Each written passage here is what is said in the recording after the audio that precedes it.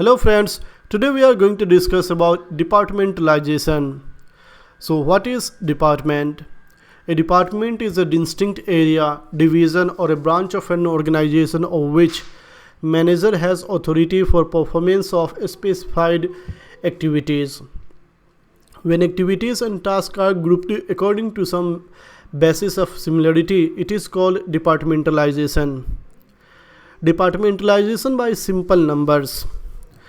Departmentalization by number is done by putting people in a group who are to perform the same duties. They are placed under supervision of a manager or supervisor.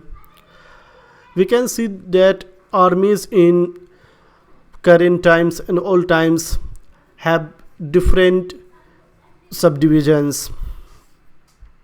Departmentalization by time.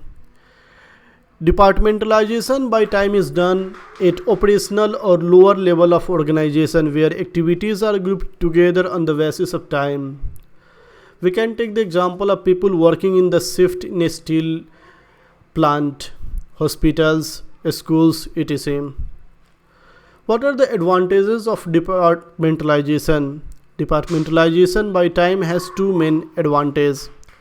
The usual timing of the office is 8 hours, but if departmentalization is to be done beyond 8 hours, second shift or round the clock service can be provided.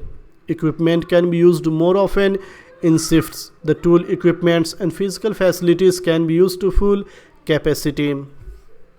But there are some disadvantages also for compartmentalization. There will be lack of supervision.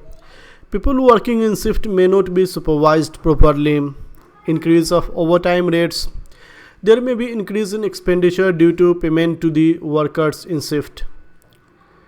Departmentalization by enterprise function. Departmentalization can be done based on the activities in accordance with the functions of the enterprise. Like there can be production division, budgeting, accounts, sales, management and others. The organization of a private company. The functional department of a company can be subdivided into different departments like marketing, engineering, production and finance. Under the marketing department, all market related activities are grouped like market research, marketing, planning, advertising and promotion, sales and administration. Departmentalization by function is the most common form of departmentalization. What are the advantages of departmentalization by function? It is a logical reflection of functions. This is more common, a logical way of grouping activities. Maintains power of major functions. Certain functions in organization are more important as the main or core area. For example, in universities, the academic department will be major function. Other department will be not very significant. Simplifies training. Simple, since people are grouped according to the functional characteristics, it becomes easier to provide training to employees in a particular functional area of the expertise. Tight control on the top. Each department heads in an organization can be controlled over its own functional area. Disadvantage of departmentalization by function. This reduces the coordination among functions. Since employees work in respective department, therefore there is a lack of coordination among various departments. Slow adaptation to the changing environment. When people work for a long time in a department, they become used to working with their styles and they become rigid.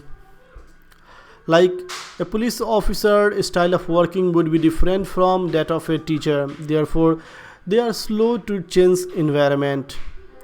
This also limits the development of manager. Development of managers is limited to a particular functional area only. Departmentalization by geography.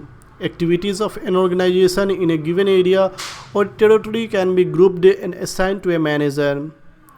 like electricity and gas supply by regional organizations such as local electricity supply corporation.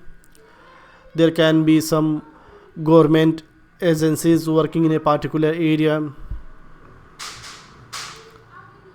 The organization of private organization can be marketing, personnel, purchasing, and finance. Under the central region are some personal, engineering. Likewise, these functions also exist for other geographical region. So what are the advantages? Emphasis on local market. The local market can gain benefit as the services provided according to the geography. It helps develop the market. It improves coordination. Coordination within the geographical unit is better because of the functional department operate at the geographical level. Face-to-face communication will be possible, and there is a better communication between the service provider and the service receiver or the client. But there can be some disadvantages like problems of control. As the functions are dispersed, therefore control cannot be exercised effectively and efficiently. It requires more human capital. From the above, it is reduced the more people are required. It makes maintenance more difficult. Maintenance of service becomes difficult if it is diffused or distributed geographically.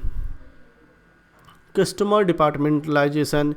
It is the grouping of activities so that these reflect primary interest of the customers in a variety of enterprise.